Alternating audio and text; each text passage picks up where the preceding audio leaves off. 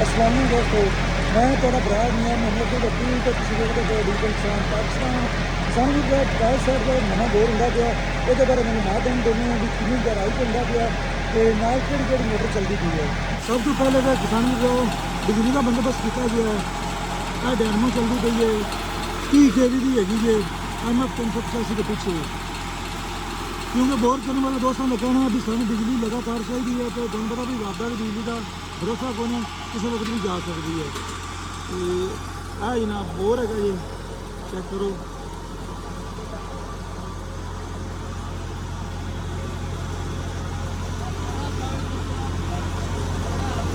अस्सलाम मियां साहब जी वालेकुम सलाम। बस बोर के बारे मालूमात दो। ये जनाब रिक मशीन हैगी है, ये जी 250 फुट बोर करेंगे ਤੇ ਮੈਂ ਜਨਾਬ ਦੱਸਦਾ ਚੱਲਾਂ ਕਿ ਜਿਹੜਾ ਪਾਈਪ ਹੈ ਨਾ ਜੀ ਪਲਾਸਟਿਕ ਦਾ, ਇਹ ਤਕਰੀਬਨ 10-12 ਫੁੱਟ ਇਹਨਾਂ ਨੇ ਪਹਿਲੇ ਬੋਕੀ ਨਾਲ ਖੱਟਿਆ ਹੈ, ਉਹਦੇ ਵਿੱਚ ਪਾਈਪ ਪਾਇਆ ਹੈ ਤੇ ਇਹਦੀ ਜਨਾਬ ਕੇਸਿੰਗ ਬਣਾਈ ਹੈ।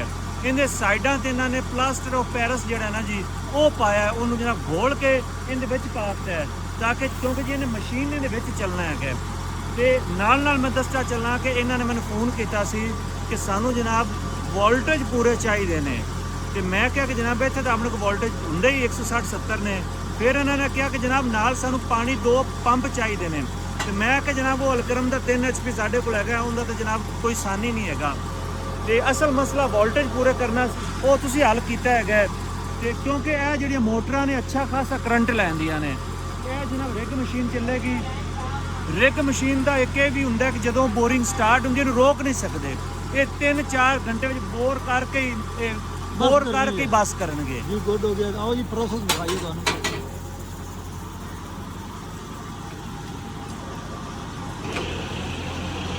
हाँ चल भाई ये अच्छा करो जी।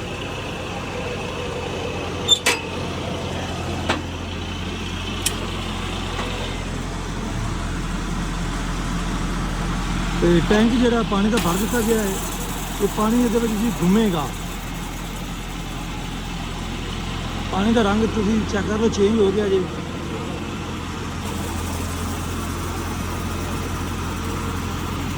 जिसे पानी की लोड़ होगी नवा पानी पा दिता जाएगा।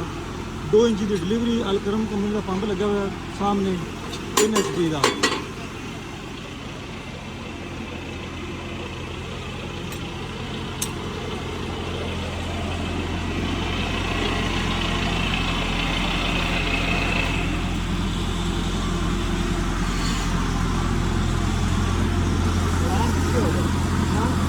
तो जी एक सच्चा जड़ा है, एक पैप टुर गया जे, दूजा लाने लग्या जे।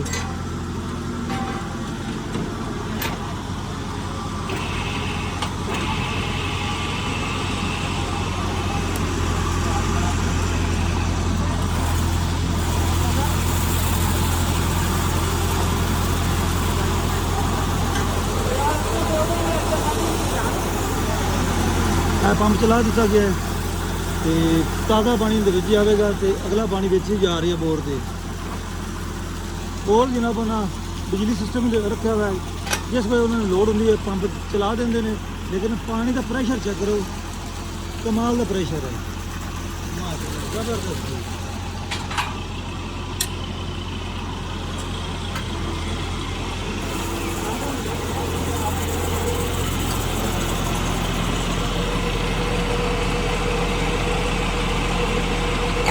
थल्ले जनाब ड्रिल ਹੁੰਦਾ ਜਾਂਦਾ ਜੇ ਤੇ ਘੁੰਮ ਕੇ ਜਿਵੇਂ ਆਪਾਂ ਦੇਸੀ ਬੋਰ ਕਰਨੇ ਜਨਾਬ ਤੇ ਪੈਪ ਥੱਲੇ ਟੁਰਦੇ ਨੇ, ਇਹ ਬਿਲਕੁਲ ਸੇਮ ਉਸੇ ਤਰੀਕੇ ਲੇਕਿਨ ਇਹ ਘੁੰਮ ਕੇ ਜਾ ਰਿਹਾ ਹੈ।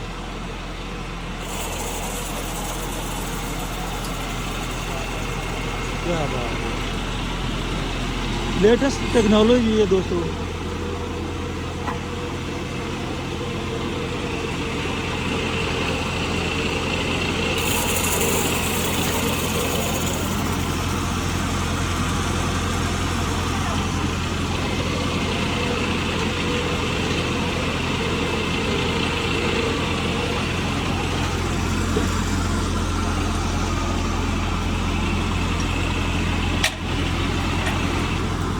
भी दूजा सच्चा भी टुर गया है तो हम फिर तीसरा पैप पावेंगे।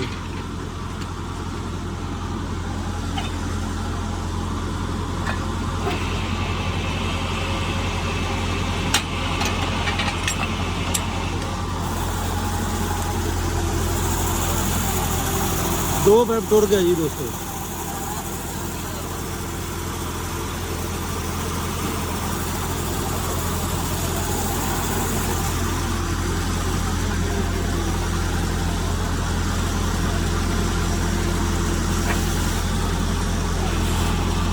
ਤੇ ਜਿਵੇਂ ਹੁਣ ਜੀ ਬੋਰ ਮੁਕੰਮਲ ਹੋਇਆ ਤੇ ਫਿਰ ਤੁਹਾਨੂੰ ਜਨਾਬ ਨਵੇਂ ਬੋਰ ਦਾ ਪ੍ਰੈਸ਼ਰ ਦਿਖਾਵਾਂਗੇ। तो हम इंदो इजाज़ पाड़ा बराद मियां मोहम्मद। अल्लाह हाफिज़। पाकिस्तान जिंदाबाद।